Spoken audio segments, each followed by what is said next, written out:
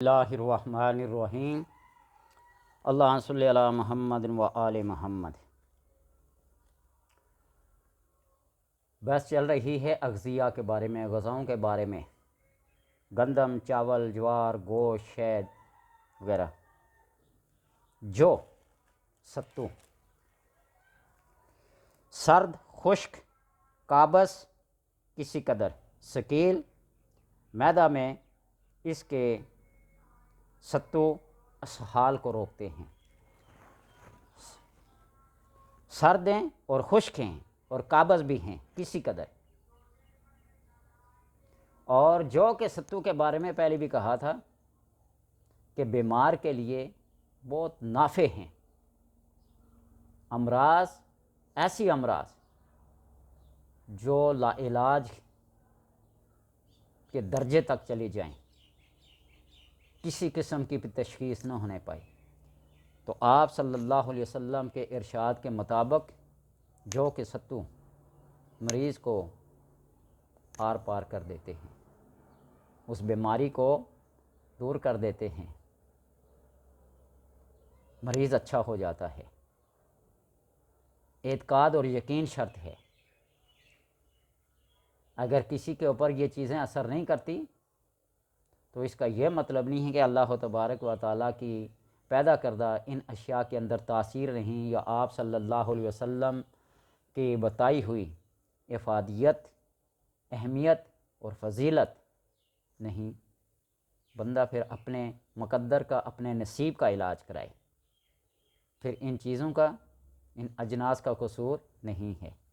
وہ بات بتائی تھی کہ ایک آدمی نے شہد استعمال کرا اور بار بار آپ صلی اللہ علیہ وسلم اس کو وصیت کرا، شہد استعمال کر، شہد استعمال کر۔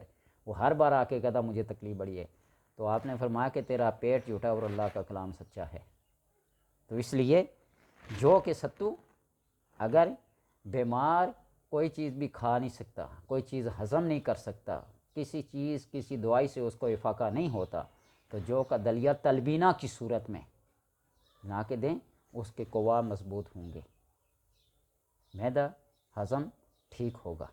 یہ آپ کا ارشاد ہے، یہ کسی حکیم، کسی طبیب، کسی عالم کا نہیں، یہ آپ صلی اللہ علیہ وسلم کا ارشاد ہے۔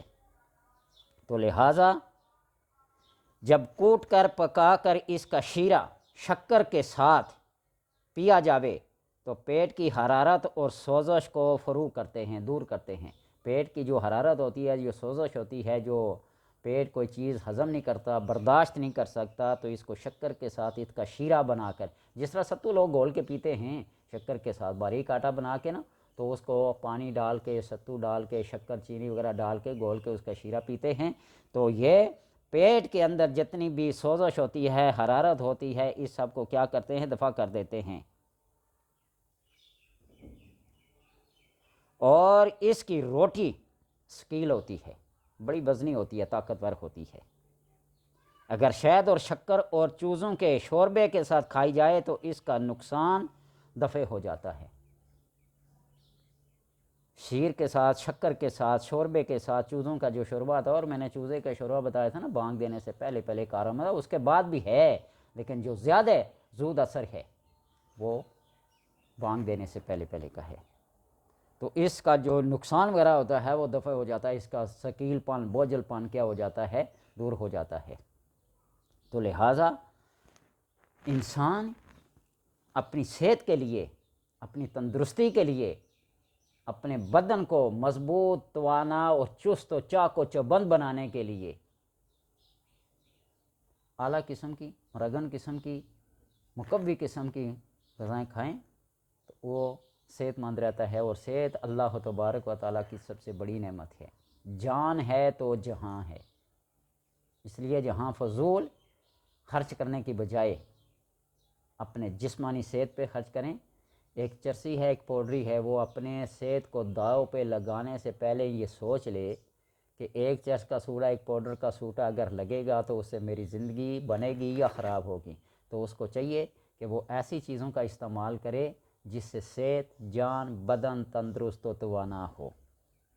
اور بعض لوگ جو جوار، باجرہ، مختلف دالیں بنا کر اس کا آٹا تیار کراتے ہیں، اور پھر وہ اس کی روٹی کھاتے ہیں۔ بعض لوگ باجرے کی روٹی کھاتے ہیں، بعض جوار کی کھاتے ہیں، بعض ستو کی کھاتے ہیں۔ کل جہاں مل کے جو کی روٹی غذا، اس جو کے اندر بڑی تاثیر ہے۔ اللہ تبارک و تعالیٰ کے کرم سے ہر سال استعمال کرتے ہیں، ستو کی شکل میں شیرے میں بلا کر پینے کے، یا تلبینہ کو جو کہ دلیے کی صورت میں صبح ناشتے کے وقت استعمال کرتے ہیں۔ تو بال تو سفید ہو گئے، لیکن اللہ تبارک و تعالیٰ کا کرم ہے کہ جو بھی دیکھتا ہے صحت مند ہے، تندرست ہے۔ بے شمار بیماریوں کا یہ دفیع کرتی ہے، یہ جوار، ستو وغیرہ۔ اللہ تبارک و تعالیٰ کی یہ قدرتی اجناس جو ہیں، ان کے اندر خاص ایک نعمت، ایک خاص اہمیت اور فضیلت اور افادیت رکھی ہے۔ اللہ تبارک و تعالیٰ سے دعا ہے کہ وہ اپنی نعمتوں سے استفادہ حاصل کر کے شکر ادا کرنے کی توفیق عطا فرمائے۔